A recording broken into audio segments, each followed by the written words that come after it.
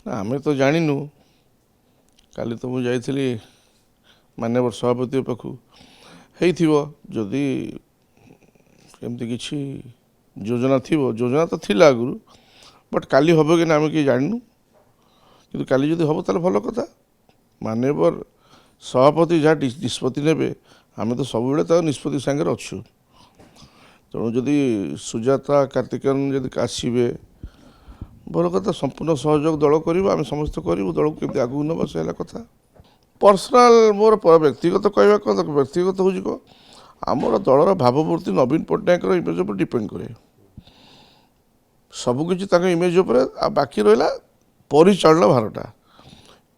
ସିଏ ଯଦି ଆସିବେ ଅତୀତରେ ଭୈରବ ପାଣ୍ଡିଆନ, ସିଏ ମଧ୍ୟ ପରିଚାଳନା କରୁଥିଲେ, ଇଏ ମଧ୍ୟ ଆସି ପରିଚାଳନା କରିବେ, କିଛି ଅସୁବିଧା ନାହିଁ।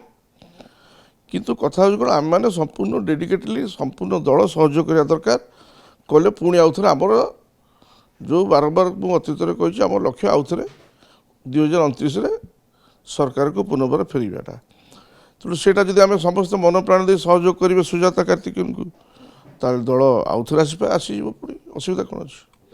ମୁଁ ପାଣ୍ଡିଆନ କଥା ବାବଦରେ ସିନିୟର ମାନେ କ'ଣ କହୁଛନ୍ତି, ମୁଁ ତ କିଛି ତା ଭିତରେ ମତାମତ ଦେବା ଠିକ୍ ହେବନି। ମୁଁ କହୁଛି ସୁଜାତା କାର୍ତ୍ତିକେୟନ, ସୁଜାତା ରାଉତଙ୍କ ବାବଦରେ। ତ ଅତୀତରେ ମିଶନ ଶକ୍ତିକୁ କେମିତି ପରିଚାଳନା କରୁଥିବ ସେସବୁ ଆମେ ଦେଖିଛୁ ଆଖି ଆଗରେ, ମୁଁ ବିଧାୟକ ଥିଲାବେଳେ ଦେଖିଛି। ତେଣୁ ତାଙ୍କର କ୍ଷମତା ଉପରେ କୌଣସି ସନ୍ଦେହ ନାହିଁ। 80 ଲକ୍ଷ ସ୍ତ୍ରୀ ଲୋକଙ୍କୁ ଚଳେଇବା ସାରା ରାଜ୍ୟରେ ଛୋଟିଆ କଥା ନୁହେଁ। ଏବଂ ମିଶନ ଶକ୍ତିକୁ ସାରା ଭାରତ ବର୍ଷରେ ସବୁଠାରୁ ସଫଳତମ ମିଶନ ଶକ୍ତି ପ୍ରୋଗ୍ରାମ ଓଡ଼ିଶାରେ ଥିଲା। ତେଣୁ ସେଇଟା ଅତୀତରେ ଦେଖିଛୁ ତାଙ୍କର କାର୍ଯ୍ୟଦକ୍ଷତା। ତେଣୁ ଦଳ ଯଦି ଆଗକୁ ତାଙ୍କ ଉପରେ ମାନ୍ୟବର ସଭାପତି ଦେଉଥିବେ, ଭଲ କଥା। ଏବଂ ଆମେ ମୁଁ ବ୍ୟକ୍ତିଗତ ମୋ କଥା କହିବି, ଆମେ ସମ୍ପୂର୍ଣ୍ଣ ସହଯୋଗ କରିବୁ।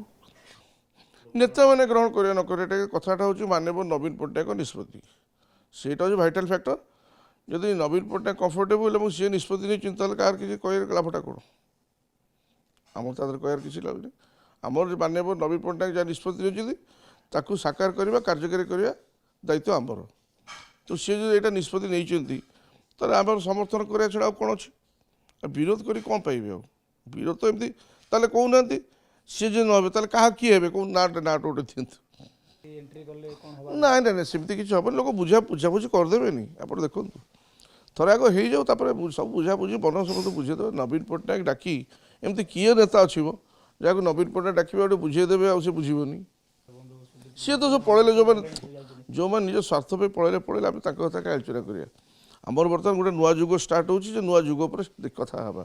ଯଦି ଆପଣମାନେ କଥା ଅନୁସାରେ ସୁଜାତା କାର୍ତ୍ତିକେୟନ ରାଉତ ଯଦି ଆସୁଛନ୍ତି ଦଳର ମଙ୍ଗ ଧରିବା ପାଇଁ ଆଗାମୀ ଦିନରେ, ଆପଣମାନଙ୍କ କଥା ଅନୁସାରେ, ମୁଁ ତ ମୋ ପାଖ ଖବର ଆସିନି, କିନ୍ତୁ ଆପଣମାନଙ୍କ କହିବା ଅନୁସାରେ ଯଦି ଆସୁଛନ୍ତି, ବହୁତ ଭଲ କଥା। ଆମେ ଅପେକ୍ଷା କରିବା, ସେ ନୂଆ ଯୁଗ ପୁଣି ଷ୍ଟାର୍ଟ ହେବ ଗୋଟିଏ, ତାଙ୍କ ନେତୃତ୍ୱରେ ପୁଣି କେମିତି ଦଳ ଚାଲିବ, ଅନେକ କିଛି ସମ୍ଭାବନା ଅଛି। ଲୋକ ଶୁଣନ୍ତୁ, ଲୋକ ଗ୍ରହଣ କରିବେ। ନବୀନ ବାବୁ ବାହାରକୁ ଆସି କହିଲେ, ବୁଝେଇଦେଲେ, ଲୋକ ବୁଝିଯିବେ। ଲୋକ କାହିଁ ଗ୍ରହଣ ନ କରିବେ? ପାଣ୍ଡିଆନ କଥା ଅଲଗା, ସୁଜାତା କାର୍ତ୍ତିକେୟନ ପାଣ୍ଡିଆନଙ୍କ କଥା ଅଲଗା।